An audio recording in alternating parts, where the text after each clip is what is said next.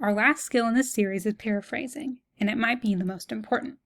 Summaries are effective, but we sometimes need more detail. That's when you would drop some paraphrases of data. You might have learned that paraphrasing is just changing a few words. That's not good. It reads like a knockoff, and the reader is very aware that you did not come up with this idea. It hurts your credibility, and it could get you into trouble for plagiarism. To properly paraphrase something, then, you would need to read your piece and identify what is actually important. What is the main message? What's the main takeaway or key ideas? I recommend that as you read, you delete or cross out any content that isn't relevant to your needs. Next, you would need to focus on the goal of this information and how the ideas connect. What are we trying to learn here? How did we get there? What does this prove? Once you know the purpose and the main information of these quotes or data, you can start writing your own sentence, making sure to avoid words and structure similar to the source quote. This includes numbers. You didn't come up with those numbers, and they weren't your own research, so you have to truly paraphrase it. To paraphrase a statistic, you need to interpret it, such as calling it the majority, most, outlier, minority, etc. Lastly, as with all of these skills, you need to add credit and citation. You have to cite the author's name, year, and page number. How do you get better at paraphrasing? Well, it takes a lot of reading and practice. The more you practice and the more articles you read, the more comfortable you get with expressing these ideas in your own words. Here is an example of the paraphrasing process.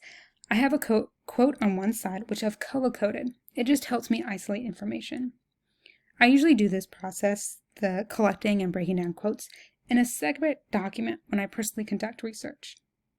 After I've gathered a bunch of quotes, I sit down to paraphrase them. Let's go through the steps. First, I need to figure out what is most important, what's the main takeaway. As I read through the quote, I do realize that the orange line isn't essential. When I get rid of it, the information still makes sense to me, and I don't think any impact is lost when we remove that orange section. Maybe some pathos, because you feel sad, children. But in the end, research is about logic and evidence, so I can get rid of some pathos. Next, I need to identify the goal and relationships. When I read through this quote, I believe that the purpose to me is wear a helmet. It's trying to convince me the importance of a helmet. This goal is supported by several facts related to injury and why a helmet prevents injury or is most effective. So thinking about different ways ideas can be related, like problem solution or like steps or process, the relationship that stands out to me is cause-effect. Wearing a helmet, no injuries, cause, effect. So I have now mentally noted that I don't need the orange line, I know the relationship, I know the goal. It's time to write my paraphrase. I want to achieve the same goal as the original quote, with the same support as the original quote, but using my own voice, my own writing style, so the piece feels authentic to my understanding and my purpose. As I write, I pay attention to avoid the same words, numbers, and sentence structure.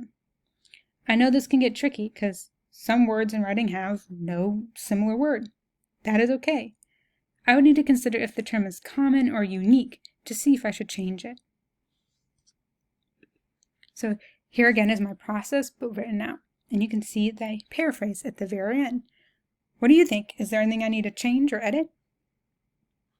Paraphrasing is a skill that truly takes practice. And at the root of it is understanding your material. It's hard to paraphrase something if you don't understand what is going on in the article. That way you need to make sure to truly take time to read, think, and understand what you're reading.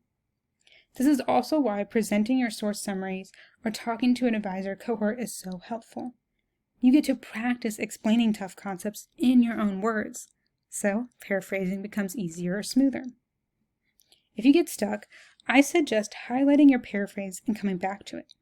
No one writes a good paraphrase on the first go. And again, writing isn't something people do alone. You need feedback to know if your paraphrase is sufficient or of concern. If you look at mine, there is some pieces of concern. I would not know that unless someone told me or gave me that feedback. So don't hesitate to share your writing with a tutor, peer, classmate, or even me to see if your paraphrase makes sense or looks too similar to the original.